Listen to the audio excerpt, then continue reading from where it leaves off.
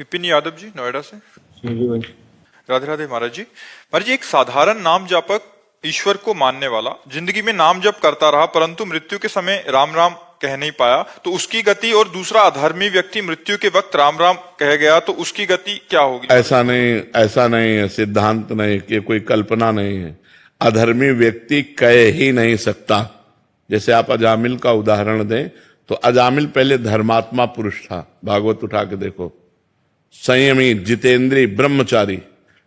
अब एक वैश्यागमन करते हुए दृश्य देख लिया, कामाशक्त हो गया, अब भ्रष्ट हो गया, तो संतों का समुदाय एक दिन उसके दरवाजे, पूरी कथा है। तो जब देखा अजामिल ने तो रो पड़ा। तो उन्होंने कहा मेरा उद्धार कैसे होगा? अजामिल ने तो कहा तुम्हारे जो पुत्र हो उसका नाम नारायण रख देना। समझो संत का संकल्प क्या लग रहा है, मेरा उद्धार कैसे होगा? तो बोले अब जो तुम्हारा पुत्र हो उसका नाम नारायण रख देना, तुम्हारा कल्याण हो जाएगा। संतों के संकल्प के अनुसार अंतिम समय उसको अपने पुत्र की स्मृति से नारायण नाम निकला और उसका कल्याण। अधर्मी आदमी अंत में भगवान का स्मरण नहीं करता। अधर्मी आदमी जो पापाचरण जीवन भर किए हैं, अंतिम समय वही नाचता है उसके। और जो भजनानंदी अंतिम समय मूर्छित हो गया, बेहोश हो गया, अचानक दुर्घटना हो गई, शरीर छूट गया, तो उसकी परम गति होगी।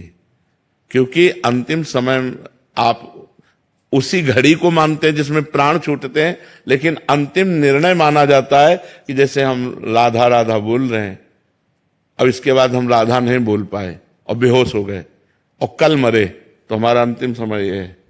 जो अभी राधा बोला होश में, ये अंतिम, ये 3 दिन बाद मरा, 5 दिन बाद मरा, तो अंतिम उसका अंतिम जो स्मरण चेतना में था वो ये राधा था। ऐसा नहीं हो सकता कि भजन करने वाले का अंतिम समय भगवान का विस्मरण हो जाए। हाँ, यदि उसने चूक की है तो चूक हो जाएगी। जैसे बहुत भजनानंदी भरत जी महाराज, और चूक करके हिरण में आसक्ति कर ली, तो अंतिम में हिरण का स्मरण हुआ, हिरण बनना पड़ा। लेकिन हिरण के भी शरीर में, आप भागवत में पढ़ के देख लो, खूब भजन किया, डट के भजन किया, और अगला जन्म ब्रह्म बोध संपन्न महापुरुष के रूप में हुआ। तो भजन की कभी हानि तो होनी नहीं। एक बात और हम आपको बता दें भगवान की करुणा की। भगवान ने कहा यदि मेरा भक्त अंतिम समय मूर्छा आदि के कारण मेरा स्मरण नहीं कर पाता है तो मैं उसकी स्मृति बन जाता हूं, क्योंकि जीवन भर उसने मेरा भजन किया तो मैं उसकी स्मृति में स्फुरित होने लगता हूं। राधा राधा, ये नाम तुमने पकड़ा ना, तो अब नाम तुम्हारा अंतिम बना देगा वो ईश्वर, क्योंकि नाम चिदानंदमय है ना, कोई जड़ वस्तु थोड़ी है, चिदानंदमय। तो तुमने जीवन भर राम राम जपा, राधा राधा जपा, कृष्ण कृष्ण जपा, अब अंतिम समय तुम बेहोश हो गए तो अपने आप चलने लगा। जैसे आप अनुभव करो, आप जैसे अभ्यास कर रहे हैं नाम जप का, तो आप सो के करवट बदले, थोड़ी चेतना जागृत हुई तो आपको दिखाई दिया नाम चल रहा है। उस समय आप नाम जप कर नहीं रहे, लेकिन नाम चल रहा है, ऐसे अंतिम समय नाम चलेगा।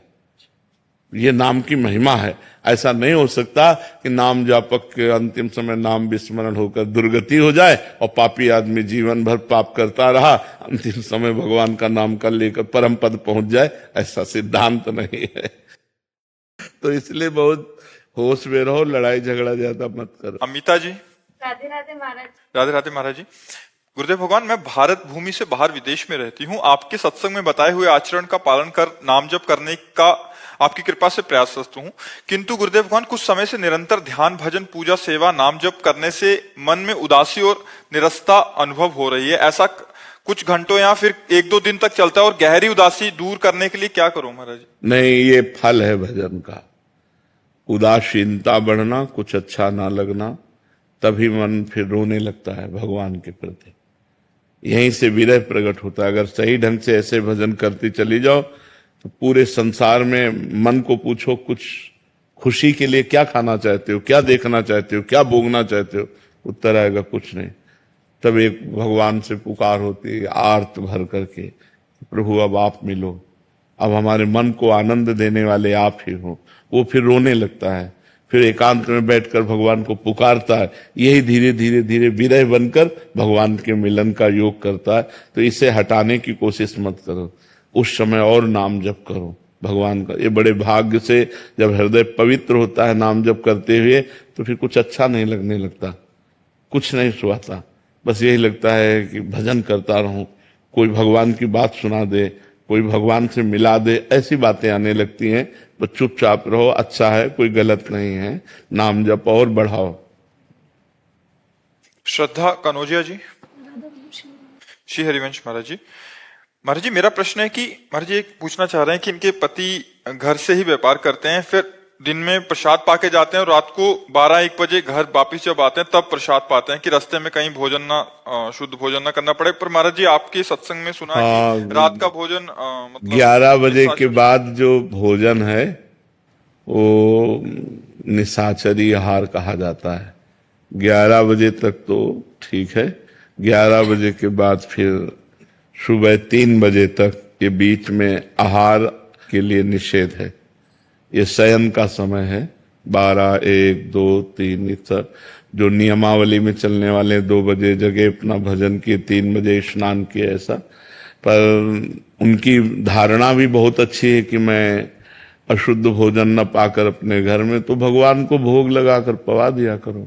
भगवान को भोग लगा दिया और पवा दिया, क्योंकि अशुद्ध भोजन से अच्छा है अपने घर का भोजन 12 बजे पा लेना।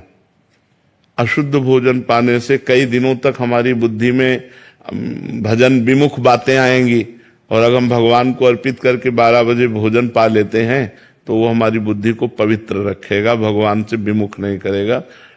ठीक तो नहीं कह सकते हम कि ठीक है, पर उससे ठीक है, बाजारू भोजन से अच्छा है अपने घर का पवित्र भोजन पा लेना।